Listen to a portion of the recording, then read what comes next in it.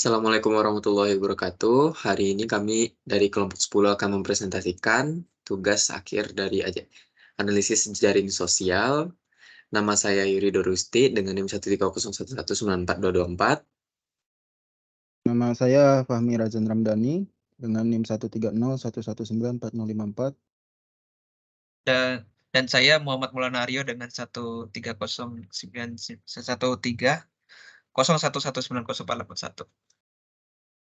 Pertama, saya akan mendeskripsikan dataset dari data yang akan kami gunakan, yaitu dataset kuliner bakso dan sate. Masakan Indonesia adalah salah satu tradisi kuliner yang paling kaya di dunia dan penuh dengan cita rasa yang kuat. Bakso dan sate termasuk kuliner yang paling sering menjadi paparan favorit masyarakat Indonesia dan sering pula dibicarakan di media sosial, termasuk Twitter.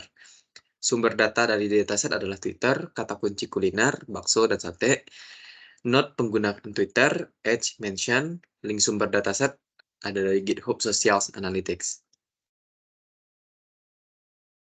Metode algoritma yang digunakan ada metode Waltrap dan juga metode Levine, di mana metode Waltrap yaitu didasarkan pada asumsi bahwa simpul-simpul yang berada dalam komunitas yang sama cenderung memiliki pola pergerakan yang serupa dalam jaringan. Semakin sering dua simpul berada dalam satu jalur pergerakan yang sama, semakin tinggi kesamaannya. Metode Levine di sini, metode ini didasarkan pada optimisasi modularity, yaitu ukuran yang mengukur sejauh mana jaringan terbagi menjadi komunitas yang lebih padat daripada yang diharapkan secara acak. Hal ini memungkinkan metode ini untuk menangkap struktur hierarkis dalam jaringan yang lebih kompleks. Metode analisis yang akan kami gunakan yaitu pertama metode ranking score, di mana metode pendekatan ini digunakan untuk menurunkan komunitas-komunitas dalam jaring-jaring sosial berdasarkan ukuran, kepadatan, atau atribut lainnya dengan mengurutkan komunitas berdasarkan jumlah anggota atau ukuran komunitas. Yang kedua, modularity score. Modularity score adalah ukuran yang digunakan untuk mengevaluasi sejauh mana partisi atau pembagian simpul-simpul dalam sebuah jaringan membentuk komunitas-komunitas yang lebih padat daripada yang diharapkan secara acak. Secara matematis, modularity score dihitung dengan menggunakan rumus sebagai yang telah ditampilkan. Dengan Q adalah modularity score, KIJ adalah matriks agensi yang menunjukkan apakah terdapat koneksi antara simpul I dan J. KI dan KJ adalah derajat simpul I dan J, jumlah koneksi yang dimiliki oleh simpul I dan simpul J. M adalah jumlah total koneksi dalam jaringan, dan fungsi delta adalah bernilai 1 jika simpul I dan J dalam komunitas yang sama, C dan JJ, dan 0 jika tidak. Yang ketiga ada siluet. Siluet adalah metode yang digunakan untuk mengevaluasi kualitas dan kesesuaian partisi atau pembagian objek dalam sebuah dataset. Rumus untuk menghitung siluet score untuk setiap objek adalah sebagai berikut. SI adalah siluet score untuk objek I, AI adalah rata-rata jarak dari objek I dengan objek-objek lain dalam klaster yang sama, BI adalah rata-rata jarak objek I dengan objek-objek dalam klaster lain terdekat, klaster yang berada dengan objek I. Oke, lanjut. Baik, selanjutnya masuk ke bagian codingan dari pengolahan datasetnya. Jadi intinya di sini untuk library yang digunakan itu ada iGraph, lalu ada matplotlib untuk visualisasinya, ada dua itu. Lalu untuk pengolahannya menggunakan NetworkX. Nah, di sini mengambil data. Lalu di sini kan datanya pemisahnya masih memakai titik koma. Di sini diubah menjadi separatisnya koma agar bisa menjadi 2 kolom gitu. Jadi di sini target datasetnya hanya ada 2 kolom, yaitu source dan target. Ya, di sini tidak ada data nol dari datasetnya. Nah, dalam bentuk datasetnya kan dari string diubah dulu menjadi angka agar bisa diolah datanya. Di sini diubah dataset menjadi angka, lalu di sini ada hasil konversinya untuk masing-masing string menggunakan angka unik. Selanjutnya di sini di-outputkan jumlah informasi node dan edge-nya. Node atau simpulnya 3850 dengan edge-nya 4162. Lalu di sini menggunakan visualisasi graph dari NetworkX. Di sini visualisasi graph tanpa menggunakan algoritma Waltrap dan Levine. Nah, di sini terlihat masih berantakan dengan labelnya itu berupa angka bukan string ya. Selanjutnya masuk ke algoritma Walk-Trap. Di sini Walk-Trap menggunakan iGraph, data dari tadi yang hasil visualisasi masuk ke Matplotlib, dimasukkan dulu ke dalam vertex iGraph, lalu di sini didapatkan proses untuk pengolahan menggunakan algoritma Walk-Trap. Nah, di sini dimunculkan visualisasi grafnya dengan menggunakan legenda atau labelnya. Di sini terdapat kurang lebih 138 komunitas yang berhasil dipetakan menggunakan algoritma Walk-Trap. Lalu di sini selanjutnya sama, namun tanpa menggunakan legenda. Jadi ini hasil visualisasi grafnya. Selanjutnya di sini kami menggunakan ranking score sebagai metode analisis. Di sini terlihat terdapat rank keseluruhan dari komunitas. Untuk rank pertama itu komunitas 3 dan rank ke-10 yaitu komunitas 64.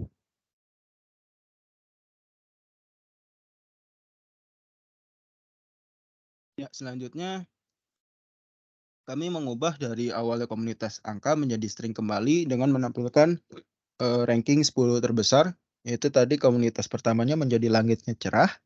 Untuk jumlah node-nya yang terhubung dengan variabel tersebut berjumlah 1621 node. Lalu untuk ranking ke-10 yaitu Pasuruan Fast dengan jumlah node 52. Selanjutnya masuk ke algoritma Login. Di sini kami menggunakan library community untuk Login. Sini memetakan warna secara random untuk masing-masing community, lalu dibuat grafiknya dan legendanya. Nah, di sini untuk dari algoritma Walk-Trap, algoritma Login, kan tadi sebelumnya untuk Walk-Trap itu ada 138.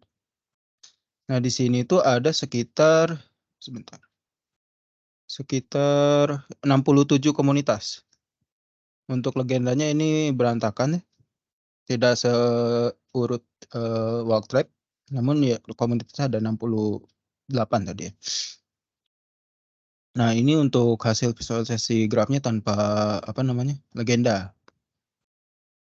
Di sini hasil pemetaan rankingnya. Untuk ranking pertama diduduki oleh komunitas 1 dan ranking ke-10 diduduki oleh komunitas 37, di mana diubah ke string menjadi untuk komunitas 1 ini Refli Ernest node-nya dengan jumlah node yang terhubung ke komunitas ini tuh 709. Lalu untuk ranking ke-10 komunitas John Wook dengan jumlah node yang terhubung 89. Untuk selanjutnya analisis modularity score dijelaskan oleh Maulana. Baik, di sini saya akan menjelaskan tentang modularity score. Jadi modularity score ini untuk menampilkan nilai dari kedua algoritma yang telah digunakan, yaitu Walk-Trap dengan Login. Nah, di sini dilihat kalau pertama menerapkan algoritma Walk-Trap dan Login-nya dulu, lalu menghitung untuk skornya untuk Walk-Trap, lalu menerapkan algoritma Login, lalu ubah partisnya menjadi daftar set. Lalu menghitung modularity score untuk Login. Lalu menampilkan skornya sebagai berikut, yaitu untuk Walk-Trap dengan Login. Nah, lanjut ke bagian siluetnya kurang lebih sama seperti modularity score, yaitu masih untuk menghitung dari kedua algoritma yang digunakan. Jadi ya, pertama diterapkan algoritma Walk-Trap sama Login terlebih dahulu, lalu menghitung siluet skornya untuk Walk-Trap dan untuk Login, kemudian di print out nilai dari kedua skor tersebut berdasarkan dari siluet skornya dari Walk-Trap dan Login, dan kesimpulannya berdasarkan analisis modularity score dan silhouette score. Algoritma terbaik untuk mengidentifikasi komunitas dari dataset pointer bakso dan sate yaitu algoritma Login dengan modularity score 90% serta silhouette 30%. Ya, Oke. untuk dari modularity score ini kenapa kami mengambil algoritma Login yang terbaik, karena penilaian algoritma modularity score. Untuk apabila mendekati 1 dia lebih baik, sedangkan wall trap ini kan mendekati 0. Lalu untuk silhouette score, ini penilaian terbaiknya rentang nilainya tuh dari -1 sampai 1. Jadi wall trap ini -0,3 dengan low band ini 0,3. Jadi lebih dekat ke nilai 1 ini silhouette score-nya menggunakan algoritma low band. Ya baik, kembali kepada Maulana. Baik, berarti sekian dari presentasi kelompok kami. Apabila ada salah kata, kami mohon maaf dan kami akhiri. Wassalamualaikum warahmatullahi wabarakatuh.